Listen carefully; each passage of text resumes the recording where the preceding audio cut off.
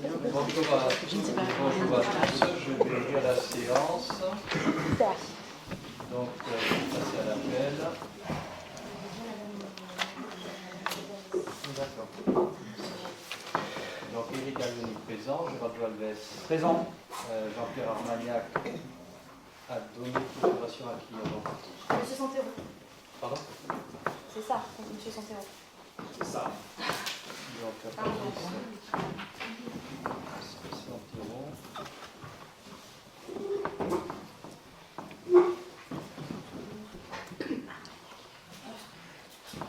Ok. Dominique Barrault. Présent. Hugues Bergeon. Présent. Myriam Brunet. Présente. François Charroux. Présente. Roger Claire. Présent. Nico Brice a donné procuration à Laurine Joly. Oui. Ensuite, Marie-Claude Ferjou arrive. Donc, quand on se verra en France. Emmanuel Fiche a donné procuration à Marie-Claude Ferjou. Qui va arriver. Véronique Gonzalez. Présente. Jacques Gouin. Présent. Laurine Joly. Présente. Catherine Knipper a donné procuration à Myriam Brunet. Sabrina Lacombe. Présente. Nathalie Lacour-Boussard. Présente. Gilles Lanoux. Présent. Stéphane Leclerc, absent excusé, mais n'a pas donné procuration. Laurence Moreau a donné procuration à Véronique Gonzalez, donc.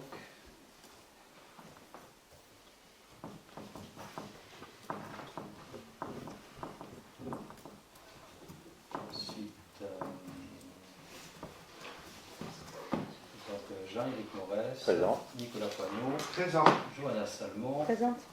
Patrice Santero, Présent. Bernadette Tauzin, Présent. François Stress-Montant Présente. et Anna Valès. Présent. Merci. On a quorum. Donc, secrétaire de séance. Dominique. Dominique. Oui, d'accord. Ouais. Je te remercie. Tout le monde a reçu la note de synthèse. L'adoption du PV du 25 novembre. Est-ce qu'il y a des remarques? Pas de remarques, donc je passe au vote. Est-ce qu'il y a des votes contre? Est-ce qu'il y a des abstentions? Non. Je vous remercie. Vous avez reçu le porté à connaissance de l'état récapitulatif annuel des indemnités versées aux élus en 2025. Tout le monde a bien reçu. Les décisions, la numéro 22, nous avons un avenant au contrat de bail au logement pour le 14 rue du Château, puisque la personne s'en va. La 23, la location de la salle 8 à l'ancien collège, pour M. Barbe, pour un forfait, une redevance forfaitaire de 607 €. La 24, Marie-Claude, 18h04.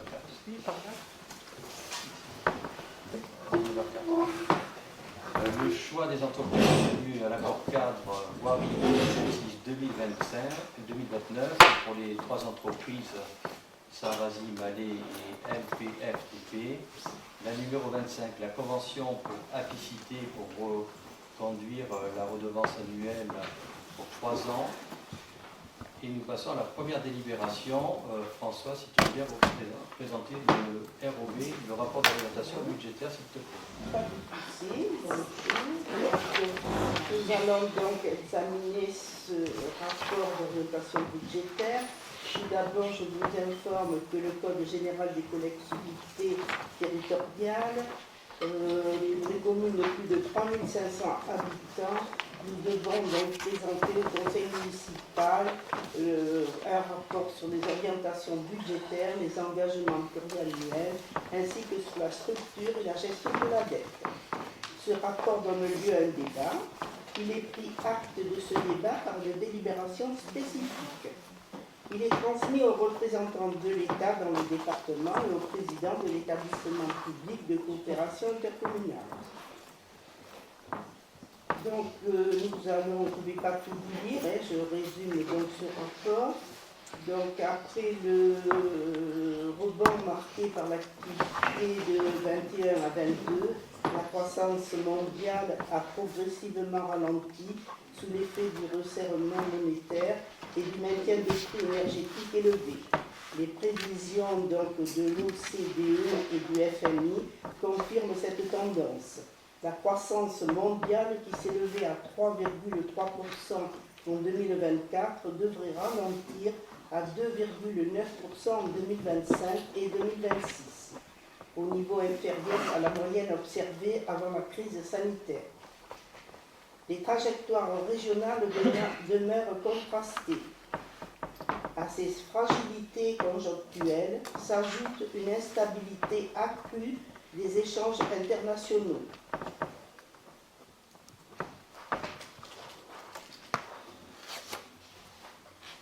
Donc vous avez toujours des graphiques qui vous donnent donc l'évolution du PIB.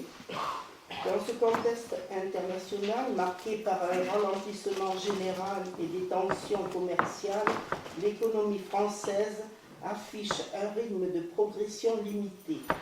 Selon la Banque de France, le produit intérieur brut progresserait de plus 0,6% en 2025 et de plus de 1% en 2026. Cette trajectoire légèrement inférieure à la moyenne de la zone euro reflète la fragilité structurelle de l'économie française. La poussée, en France, l'inflation est revenue sous le seuil de 2% à l'été 2025, en ligne avec l'objectif poursuivi par la Banque centrale européenne. Pour l'ensemble de l'année 2025, l'INSEE et la Banque de France anticipent une inflation moyenne d'environ plus 1%, qui remonterait à plus 1,4% en 2026. Cette normalisation constitue un signal positif pour l'économie, mais les effets passés de l'inflation continuent de peser sur les budgets locaux.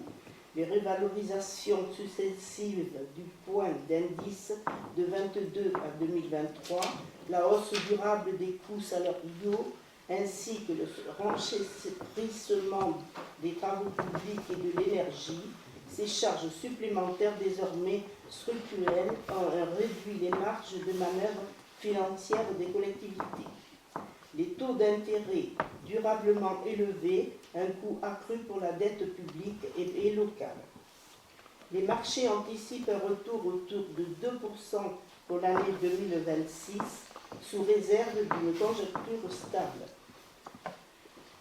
Le dernier rapport de la Cour des comptes souligne une situation contrastée des finances locales françaises. En 2024, les recettes ont été de plus 2,7% par rapport à 2023 contre 3,4% l'année précédente. Les dépenses, quant à elles, poursuivent une dynamique plus soutenue. Elles atteignent une hausse de 4,1% sur un an. Le bloc communal enregistre la progression la plus marquée, plus 4,8%, tirée avant tout par la hausse de la masse salariale. Les charges de personnel représentent le premier poste budgétaire des communes. Malgré ce repli, l'investissement reste dynamique. À compter de 2026, les collectivités locales seront davantage sollicitées dans le cadre de l'effort de redressement des finances publiques. Outre la stabilisation annoncée des concours financiers de l'État, hors péréquation, plusieurs mécanismes risquent de peser sur leur équilibre budgétaire. Le projet de loi des finances pour 2026, le gouvernement Le Cornu, il a déposé le 14 octobre 2025, le projet de loi des finances, le PLF, pour 2026. En absence d'adoption, les dépenses de l'État peuvent être autorisées par décret du Premier ministre en reconduction des crédits 2025, c'est le cas actuellement.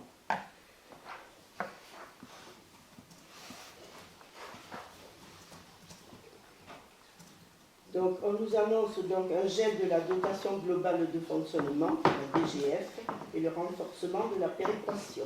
En 2026, le montant de l'enveloppe globale de la DGF est maintenu à son niveau de 2025.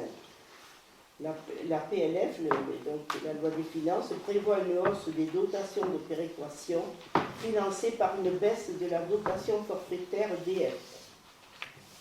Concrètement, les communes et les EPCI verraient diminuer respectivement leur attribution de dotation forfaitaire et la dotation de compensation dans des proportions constatées en 2025.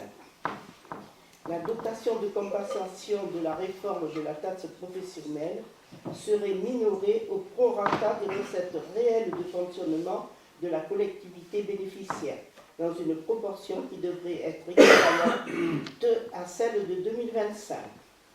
Diminution de la compensation de l'abattement sur les valeurs locatives industrielles.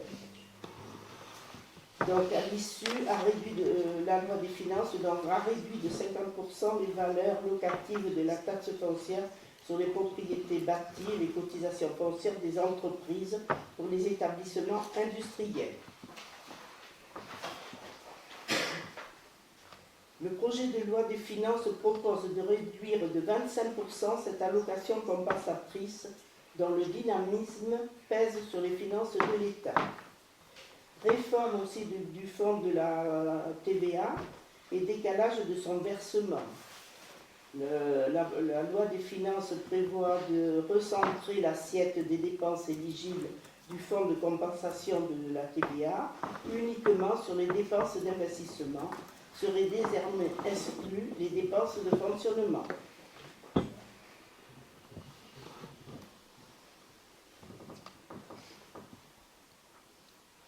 Voilà, donc pour le nouveau dispositif, le DILICO 2, les communes ne seront pas donc impactées par ce processus. Alors attendez, que je retrouve mes pages. J'étais à la 8, à la 9. Donc la loi des finances pour 2026 propose aussi de reconduire donc le DILICO, mais pas pour nos communes, donc c'est que les EPCI qui seront concernés. La création du fonds d'investissement pour les territoires, le FIP, c'est pareil, le gouvernement propose donc de fusionner la dotation d'équipement des territoires ruraux, DETR, et la dotation politique de la ville, DFV, et la dotation de soutien à l'investissement local au sein d'une nouvelle dotation, le Fonds d'investissement pour les territoires, le FIP. La création de ce fonds unique pour l'attribution et comme pour le DETR, confié au préfet du département.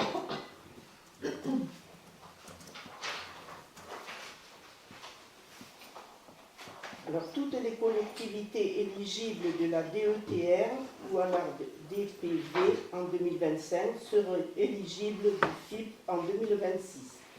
En principe, mais on ne sait pas encore à ce jour. C'est juste encore, puisque ce n'est pas encore décidé.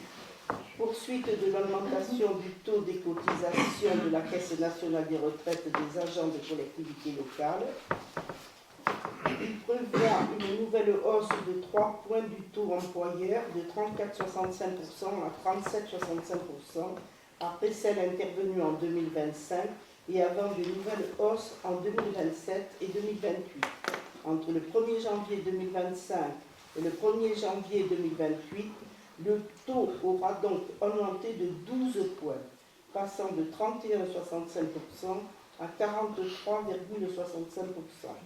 Cette mesure représente un impact majeur sur les budgets de l'ensemble des collectivités locales. Il est rappelé que chaque année, l'indexation des valeurs locatives cadastrales est calculée sur la base de l'évolution de l'indice des prix. Elle est estimée pour cette année à environ 0,86%. Donc ça sera confirmé puisqu'on ne sait pas à ce jour exactement.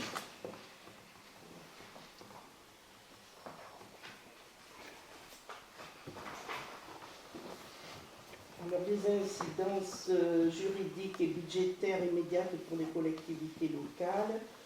Donc à la date du présent rapport, la loi des finances pour 2026 n'ayant pas été définitivement adoptée, les dispositions du projet de loi de finances, y compris celles relatives aux dotations, à la fiscalité locale, au fonds de la TVA et au mécanisme de contribution financière des collectivités territoriales, demeurent en cours de discussion parlementaire et ne sont pas applicables. Donc ça a été voté, la partie recette a été votée, mais bon, à ce jour, on n'est pas notifié. Les règles de l'équilibre budgétaire.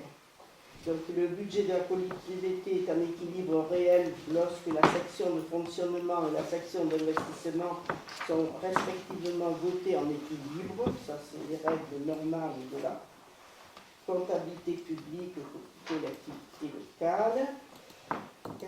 Les recettes de fonctionnement de la commune. En l'absence de la loi des finances 2026, la collectivité a décidé cette année de reporter le vote de son budget habituellement réalisé en fin d'année. Les chiffres présentés pour l'année 2025 relèvent d'une exécution comptable encore à consolider à la clôture complète de l'exercice. Les chiffres 2026 correspondent, eux, à un prévisionnel de dépenses et recettes. Les recettes prévisionnelles seront estimées avec prudence, comme d'habitude d'ailleurs, ne connaissant pas encore les résultats définitifs de la loi des finances. Grâce à la poursuite d'une gestion budgétaire rigoureuse, l'année 2027 a permis la poursuite des objectifs fixés quant à la proximité et la qualité du service public, l'amélioration et la qualité de vie, l'adaptation des équipements à l'accroissement de la population, l'offre d'actions citoyennes et culturelles à tous les âges de la vie, la mise en place d'une politique en faveur du développement durable et de la transition écologique. Les lignes directives pour le budget 2026 tendront à maintenir le décret de service dans un contexte contraint où des arbitrages seront encore à effectuer et à ajuster à l'issue des échéances municipales. Donc vous avez toujours les tableaux, les graphiques qui représentent donc là la fiscalité directe.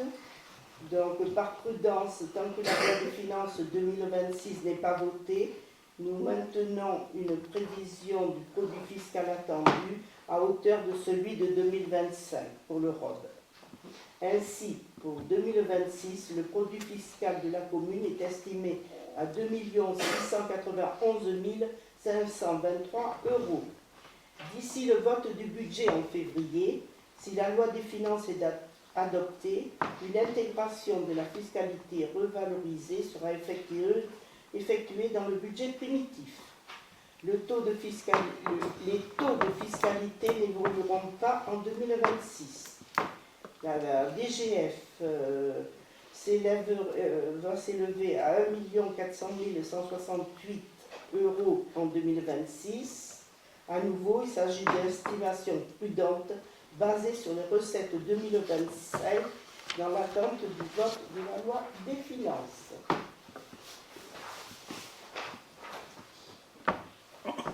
Donc, la collectivité est composée des éléments suivants. Donc, nous avons la dotation forfaitaire, la DF, la dotation de solidarité rurale, DSR, la dotation nationale de péréquation, DNP. Vous avez toujours des graphiques qui vous représentent l'évolution de celle-ci. Le fonds de péréquation et également le FPIC.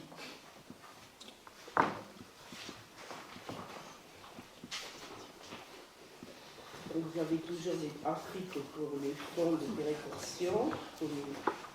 Alors, synthèse des recettes réelles de fonctionnement et projection jusqu'en 2026.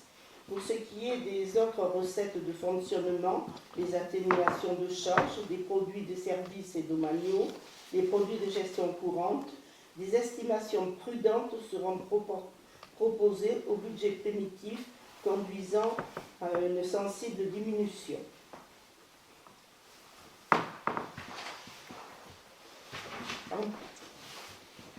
En prenant en compte les prévisions budgétaires pour l'exercice 2026, les recettes réelles de fonctionnement s'élèveraient à un montant total de 5 400 966 €, soit 1009,06 € par habitant.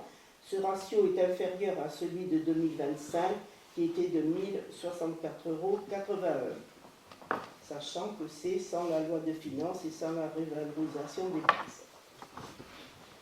Ces dernières se composent de la manière suivante, donc ces recettes, 63,89% de la fiscalité par la fiscalité directe, 29,47% ce sont des dotations et participations, 4,93% des produits et des services du domaine et des ventes, 1,61% des autres produits de gestion courante et 0,1% des atténuations de charges.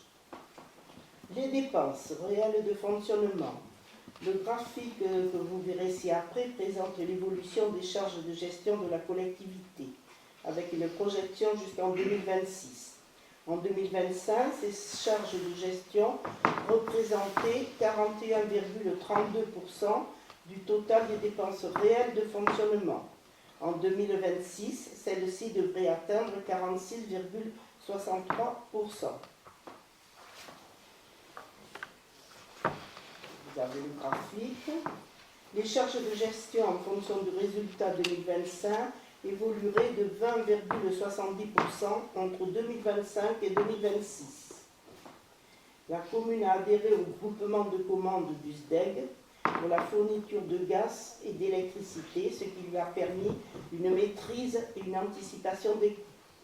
En novembre 2022, la commune a décidé de la mise en place du plan de sobriété énergétique qui lui a permis de réaliser des économies significatives sur sa consommation en électricité et en gaz. Pour 2025, donc, les prévisions intègrent également l'ouverture d'un nouveau bâtiment en 2025, le hameau des familles. Les dépenses de personnel représentent, en 2025, représentaient 53,64% des dépenses réelles de fonctionnement. Vous avez un graphique donc, qui donne cette évolution. Donc la masse salariale, les agents des collectivités sont vieillissants et la pénibilité est reconnue pour certains postes au sein de la commune. L'absence de ces agents au congé maladie parfois long nécessite de recourir à des remplacements dans certains services afin de maintenir un service public de qualité, ce qui pèse sur les finances. Les effectifs au 31 décembre 2025 se décomposent comme suit. Les agents titulaires et stagiaires, il y a 43 agents à temps complet, un agent à temps partiel de droit, 2 temps partiels sur autorisation, 2 temps à temps non complet, 1 en détachement, 1 en disponibilité. Les agents non titulaires de droit public, 3 à temps complet, plus 6 à temps non complet, ce sont les et 5 pour emploi permanent, sur emploi permanent. Le contrat parcours emploi compétences, ce sont des contrats aidés. Nous avons donc 1 à temps complet et nous avons également 2 apprentis, ce qui fait un total de 61 agents et 1 en disponibilité. L'effectif du CCAS, 3 agents dont 1 à temps partiel sur autorisation, total 3 agents.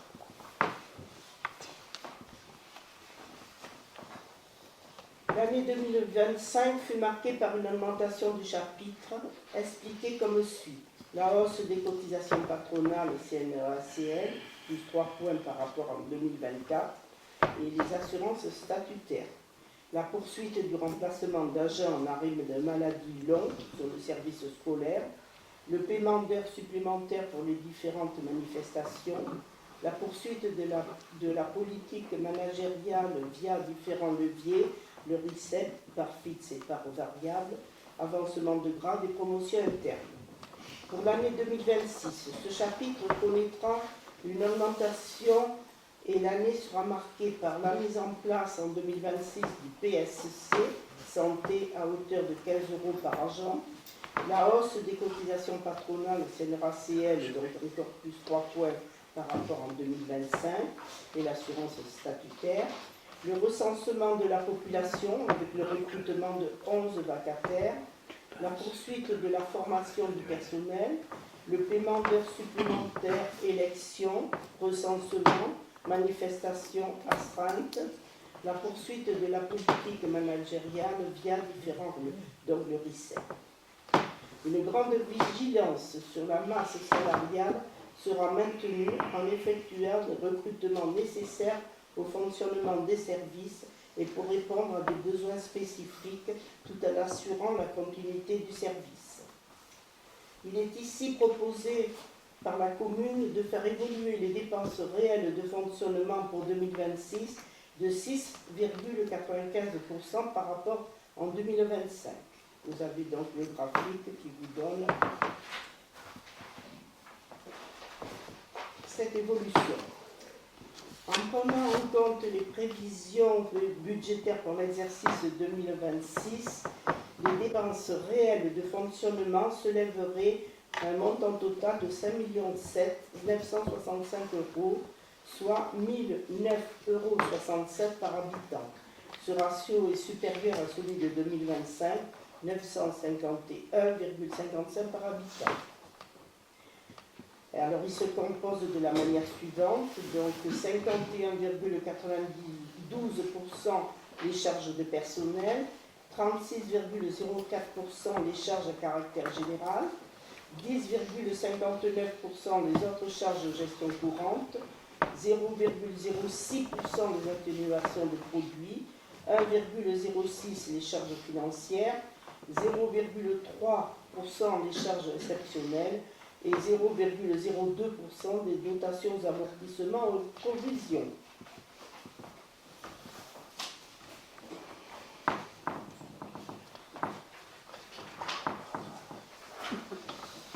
L'endettement de la commune. Pour l'exercice 2026, elle disposera d'un encours de la dette de 2 959 947,55 €, soit 603,20 € par habitant. C'est sur la base, bien sûr, de 4 907 habitants au 1er janvier 2026. Vous avez donc l'encours de la dette, vous voyez vraiment qu'elle va en diminution permanente. Les charges financières représentent 1,06% des dépenses réelles de fonctionnement. Vous avez aussi le tableau qui vous ramène de 2022 en 2026. Donc, vous pourrez constater que l'annuité baisse de 46,26% et l'encours de la dette de moins 34,41%.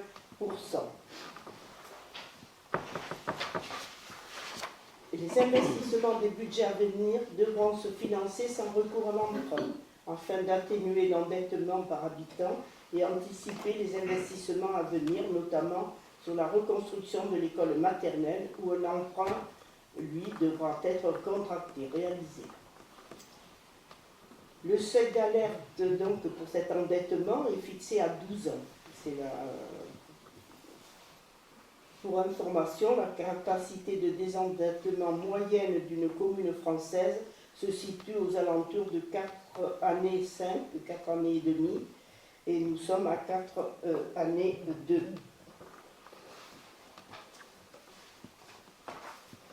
Les investissements de la commune.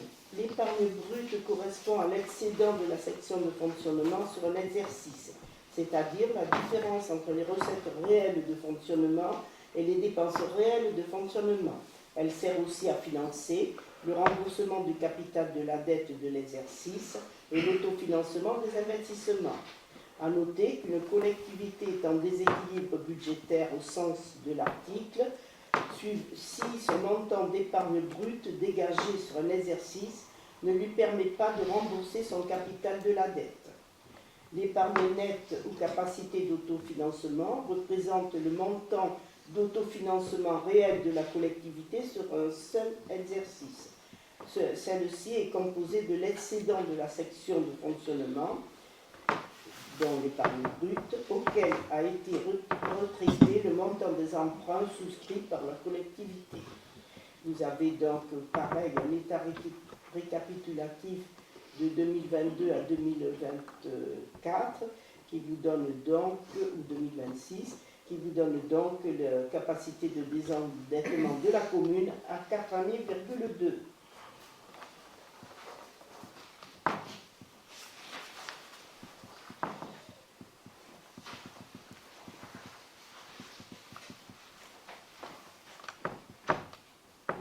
Alors, pour information, le taux moyen d'épargne, donc oui, il y a deux seuils d'alerte qui sont, donc le premier à 10%, qui correspond à un avertissement des communes. Le second seuil est un seuil à 7%. Et pour information, le taux moyen d'épargne brute des communes françaises se situe aux alentours de 15,6%. Nous sommes à 11%.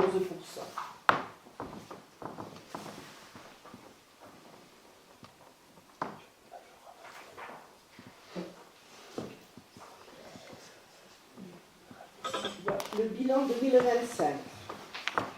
Dans la continuité de sa politique d'aménagement global, la collectivité a réalisé en 2025 des investissements en hauteur de 1 968 673 € et engagé des travaux qui seront en report pour l'année 2026 à hauteur de 134 934 € environ. Donc, nous avons finalisé le chantier du hameau des familles qui a été livré en juillet 2025, travaux d'aménagement extérieur, acquisition de mobilier. La finalisation de l'étude de la convention d'aménagement de bourg, la CAB, et lancement des premières opérations avec la mise en œuvre d'une déviation poids lourd dans le centre-ville. Finalisation de l'étude de faisabilité pour la requalification de l'école maternelle de la Charmille. Le programme de travaux sur l'ancien collège pour permettre l'installation de la SCAPA dans les locaux de la cabane partage libérée, la réfection de la toiture, l'aménagement des espaces intérieurs. Création d'un jardin en faveur de la pollinisateur en lien avec le PNR, projet subventionné à hauteur de 10 000 €. Travaux d'entretien d'accessibilité, de sécurité sur les bâtiments communaux, achat de matériel pour le fonctionnement des services, véhicules et l'organisation de manifestations. Voilà donc le bilan 2025. En 2026, ce seront les suivantes. L'étude de programmation urbaine ainsi que désormais la convention d'opération revitalisation du territoire, ORT, signée le 14 janvier 2022, permettent à la commune de disposer d'une stratégie d'aménagement de son territoire cohérente et anticipée. Celle-ci est complétée par la convention d'aménagement de bourg conclue avec le département de la Gironde. Donc ainsi, les orientations budgétaires pour l'année 2026 seront la finalisation du chantier du hameau des familles, paiement des derniers crédits de paiement dans le cadre de la levée des réserves, le lancement des travaux de la phase 1 portant sur la requalification de la place Aristide Briand, de l'avenue Georges Mandel et des travaux de la rue de la Fontaine et du Général de Gaulle. Rédaction du programme pour la requalification de l'école maternelle de la Charmille et lancement d'une maîtrise d'œuvre, opération pour laquelle une APCP sera créée. Opération d'aménagement de l'îlot Saint-Antoine avec la démolition en partie de l'îlot principal sur les parcelles sous propriété communale et établissement public foncier, dans le cadre d'une convention de maîtrise d'ouvrage déléguée. Travaux d'entretien d'accessibilité et de sécurité sur les bâtiments communaux, achat de matériel pour le fonctionnement des services et l'organisation de manifestations. L'exercice 2027 sera consacré à la mise en œuvre de travaux en lien avec la CAB selon les priorités qui seront retenues et la poursuite des études de requalification de l'école de la Charmille. Les recettes d'investissement pour l'année 2026. En 2025, la commune a sollicité auprès de différents organismes, État, départemental, 16 dossiers de demande de subvention pour un montant de 836 000 € et 584 312 € ont été obtenus. Les investissements de l'année 2026 seront financés par les subventions pour la convention d'aménagement de Bourg, la phase 1, total de l'autofinancement, des taxes d'aménagement et du fonds de la TVA. Le tableau suivant représente les modes de financement des dépenses d'investissement communes ces dernières années et une projection jusqu'en 2026. La ligne solde du tableau correspond à la différence entre le total des recettes et le total des dépenses d'investissement de la commune. Reste à réaliser, report incompris. Les restes à réaliser ne sont disponibles que pour l'année de préparation budgétaire, les années en rétrospective correspondant au compte administratif de la commune. Alors vous avez donc ce tableau-là qui résume donc le montant des dépenses, le montant des recettes. Donc vous voyez que les prévisions 2026 représentent 2 028 238 € et les recettes, nous sommes à 2 95 097 centimes. Donc ça c'est bien couvert par de l'autofinancement. Toutes les dépenses prévues sont bien couvertes sur les fonds propres de la commune. Voilà. Après, vous avez donc le tableau des ratios que vous pourrez prendre connaissance. Et pour moi, je pense que c'est terminé.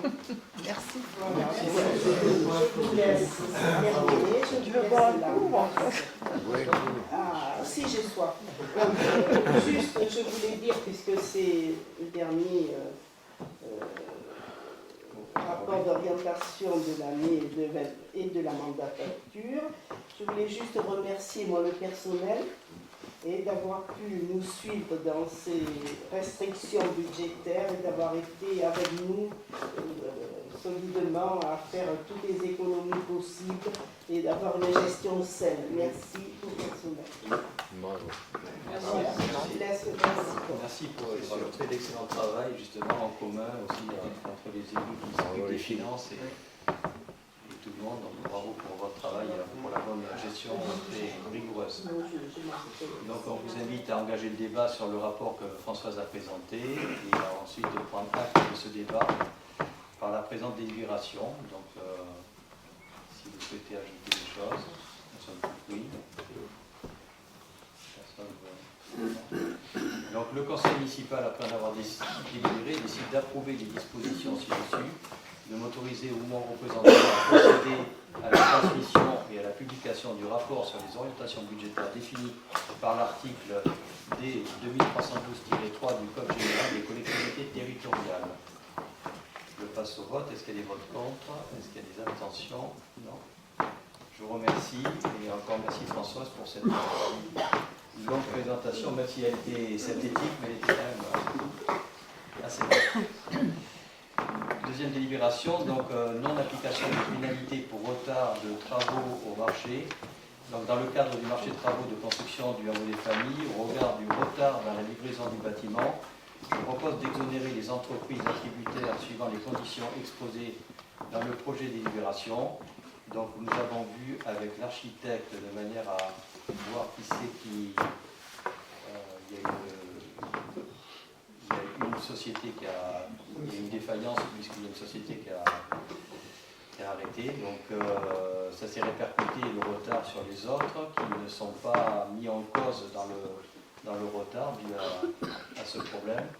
Donc il vous est proposé, suite avec une discussion après avec l'architecte, je reprends la récapitulation de la finale, ce sera plus simple. Donc la non-application des pénalités pour le lot 1, TP33, le lot 2 Brett, le lot 3 sol technique, le lot 4 Amarbat, le lot 5 Lavoine, le lot 6 SECB, le 7 PEB, ensuite B2C, OK Peinture, MBS 33, SME, Faux et TK Elevator.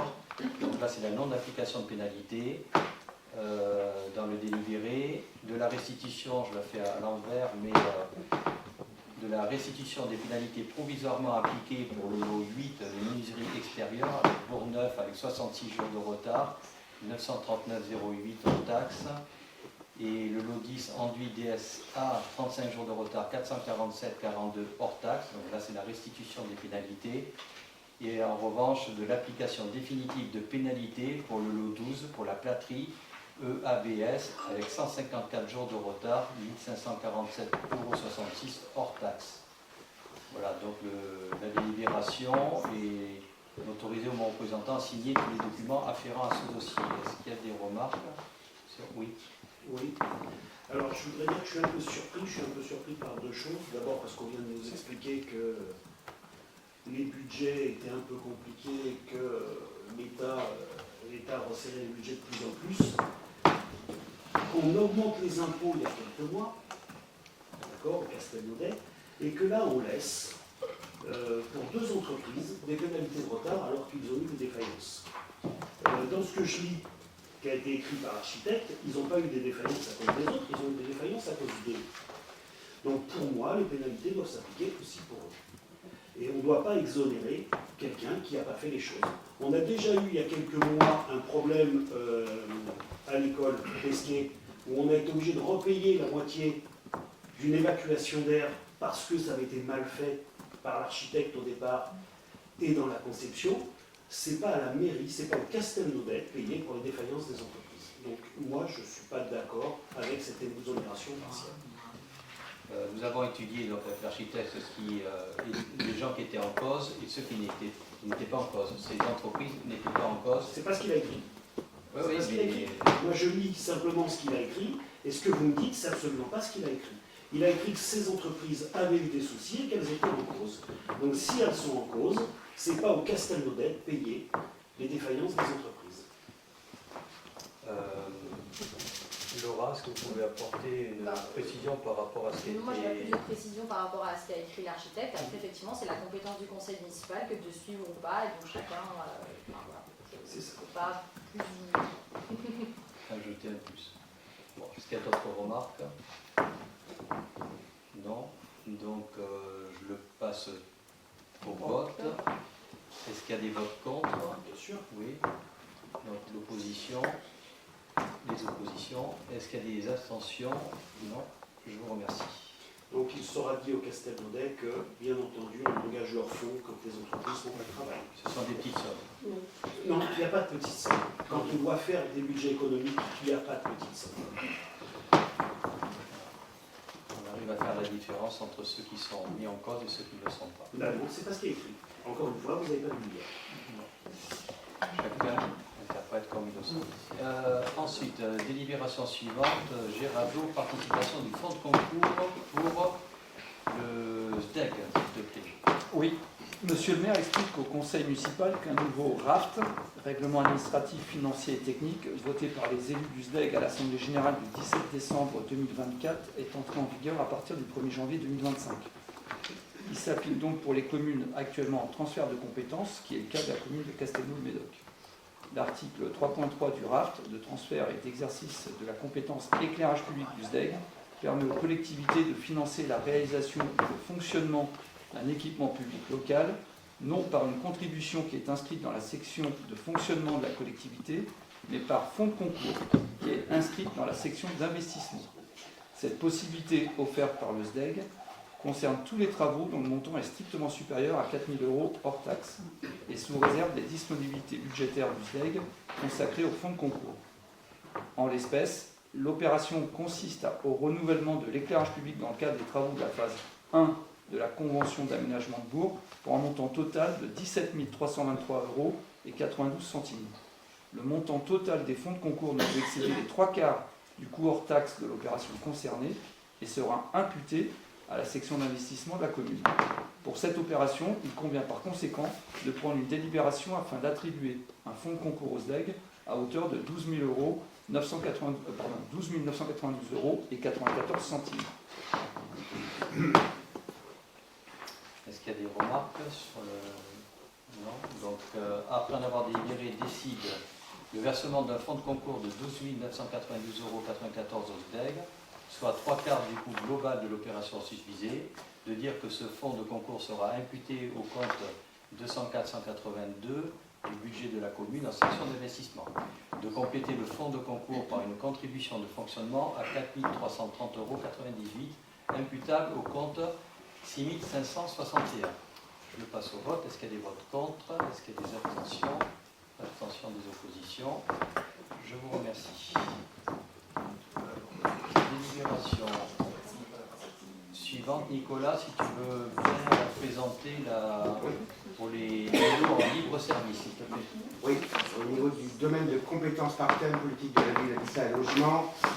Donc, dans la continuité de l'engagement de la commune à déployer les mobilités douces sur son territoire, Monsieur le maire explique à l'Assemblée le souhait de la collectivité d'adhérer au projet porté par NAM, Nouvelle-Aquitaine Mobilité, pour l'installation, l'exploitation, l'entretien et le maintien de stations vélo en libre service sur des emplacements situés en centre-bourg, donc 10 vélos libre-service sur la place André Rochette, juste à côté de la Rébus, et un autre emplacement avec 10 vélos libre-service au niveau donc, de la Rébus, au niveau du parc du DS.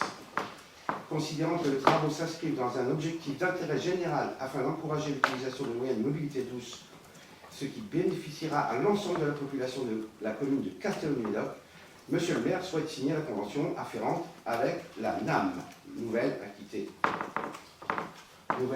Mobilité. Merci Nicolas. Est-ce qu'il y a des remarques pour les vélos en libre service? Oui. Juste des questions. Ce sera payant, je suppose, pour les Castelnaudais. Ce sera combien en un montant? Nicolas, tu veux... Non, on n'a pas les informations pour le moment. On a posé la question, non, on n'a pas d'informations sur ce système qui va être proposé par la région de Nouvelle-Aquitaine. Nous avons posé la question, nous n'avons pas eu la réponse. C'est très bien, mais enfin, quand on n'a pas les réponses, c'est un peu... C'est encore une fois, c'est l'évaluation de l'ennui, ça. Plusieurs On est là pour communes. favoriser les déplacements. Ils vont poser ça sur J'ai plusieurs pas dit que communes. j'étais contre le projet, j'ai juste dit que c'était une évaluation de mouillé. On a une Ah, on a mouillé, redevance on a eu d'un plus, euro par justement. site. Ouais. Ah oui, alors on a, nous, Oui, on a une redevance d'un euro par site. Pas tous sortis. nous, la collectivité, en effet, on a une redevance de 1 € par site, à savoir que ces éléments vont être mis en place sur la commune d'Avincent, de l'Istrac-Médoc, de Moudis-Médoc et de Sainte-Hélène aussi, puisque ça a été aussi validé en bureau communautaire. Oui, mais il y a 17 communes, ça a été lu dans le sud-ouest aussi, Voilà. on a pu le lire, il n'y a aucun problème. Je pense que si tout le monde valide ce projet-là, on serait quand même bête de ne pas le valider nous. Non, mais j'ai pas dit ça, mais on ne répond encore pas à ma question. Allez, je ne peux pas y répondre, j'ai pas eu la réponse. Mais alors, c'est pas la peine de tergiverser pendant 7 ans. Alors, c'est comme ça. Non, justement, ça sert à rien. Allez, Françoise, C'est juste la consommation électrique d'un compteur. Non, mais ce qu'il demande, c'est de savoir si les vélos, combien ça va coûter pour Le coût ceux qui vont pour s'en ceux servir. qui souhaitent Ah, l'utiliser. le prix de. C'était juste de ça. Donc on a posé la question. Ah oui, j'avais lu. C'était juste une autre question. Après, Combien ça va coûter pour prendre le vélo, c'est tout. il s'implante pour l'instant. J'espère que ça sera.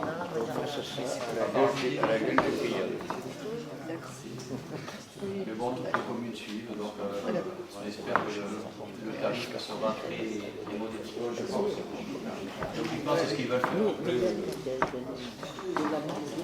Donc, après en avoir, s'il vous plaît, après en avoir délibéré, on décide d'approuver la convention pour la mise à disposition du foncier relative à l'implantation de stations de vélo en libre service et d'abris vélos sécurisés sur les sites ci-dessus énoncés, de fixer le montant de la redevance annuelle à 1 € par site, un site pouvant regrouper 2 équipements, une station VLS et un AVS, et de m'autoriser au mon représentant à signer la dite convention et tout document s'y rapportant.